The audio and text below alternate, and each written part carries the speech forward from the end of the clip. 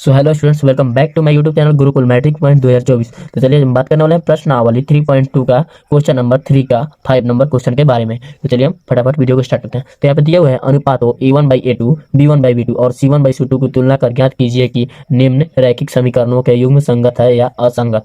तो चलिए हम क्वेश्चन को स्टार्ट करते हैं। तो यहाँ पे क्वेश्चन नंबर 5 में दिया हुआ है 4/3x + 2y = 8 और यहाँ पर 2x + 3y = 12। तो चलिए हम इसको हल करते हैं। तो यहाँ पे सबसे पहले हम लिखेंगे हल, यहाँ पे हल लिखकर और हल करेंगे। यहाँ पे 4/3x + 2y = 8 जो दिया हुआ है उसको वैसे ही लिखेंगे और यहाँ पे इसको सजाएंगे। तो 4/3x + 2y और यहाँ पे 8 को हम जब इधर लाएंगे इक्वल के इधर, यहाँ पे जो इसका प्लस का चिन्ह है वो माइनस में हो जाएगा, चिन्ह बदलता है, = 0। यहाँ पे समीकरण नंबर 1 को मान लेंगे। ओके, अब चलिए समीकरण नंबर 2 को देखते हैं। यहाँ पे 2x + 3y = 12 ये लिखा दिया हुआ है। यहाँ पे इसको लिखेंगे 2x + 3y = 12।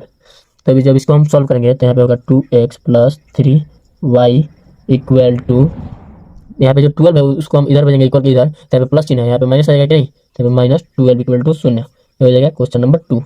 ओके, क्वेश्चन नहीं, समीकरण नंबर 2 हो जाएगा। तब इसके आगे लिखेंगे हम लोग, इसके आगे लिखेंगे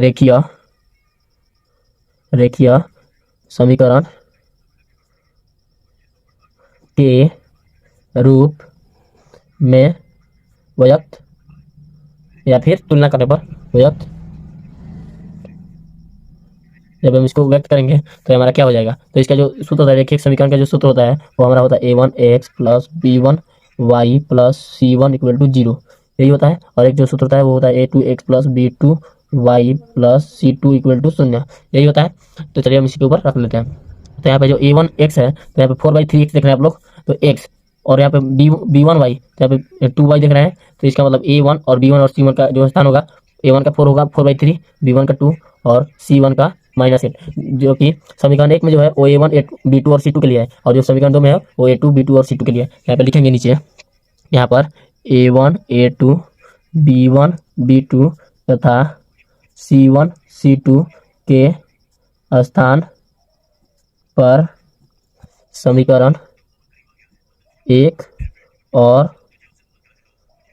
2 से रखने पर, जब हम इनको समीकरण 1 और 2 से इन दोनों का स्थान पर मान रखेंगे तो क्या आएगा देखते हैं। यहाँ पे a1 b1 c1 = यहाँ पे a2 b2 और यहाँ पर c2, तो जब इन तीनों का स्थान पर मान रखेंगे तो हमारा इस समीकरण 1 में है तो a1 का मान क्या होगा 4/3 और समीकरण 1 में b1 का मान क्या होगा 2 और c1 का मान क्या होगा -8। ओके, और समीकरण 2 में क्या होगा a2 का मान क्या होगा हमारा 2 और b2 का मान क्या होगा 3 और c2 का मान क्या होगा -12, यही होगा।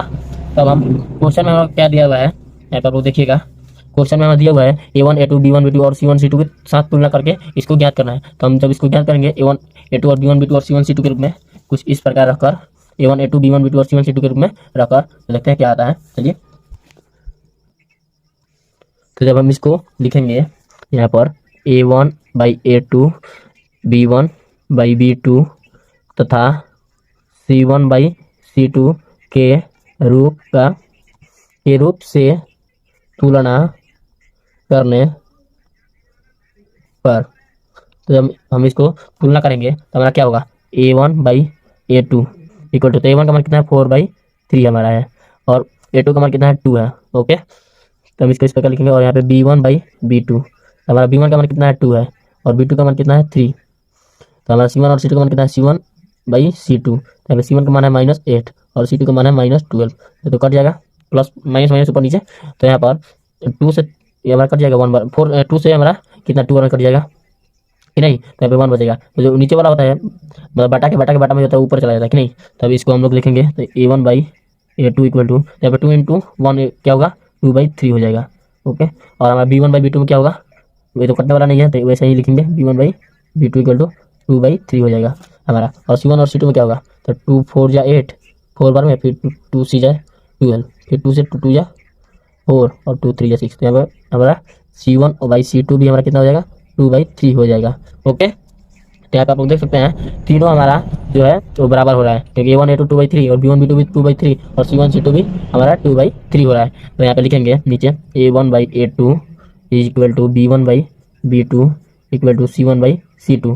तो हमारा तीनों जब बराबर हो रहा है तो आप लोग को पहले ही दिखाए थे यहाँ पर, जब हमारा तीनों बराबर होते हैं क्या होता है संगत। A1 A2 B1 B2 और C1 C2 जब तीनों बराबर होता है हमारा क्या होता है संगत होता है। तो यहाँ पे लिखेंगे अतः ग्राफीय रूप में तुलना, ग्राफीय रूप में, अतः ग्राफीय रूप में हमारा क्या होगा संगत होगा होगा कि नहीं। तो हमारा प्रूव हो चुका है। अब चलिए मिलते हैं फिर अगले वीडियो में, तब तक के लिए बाय।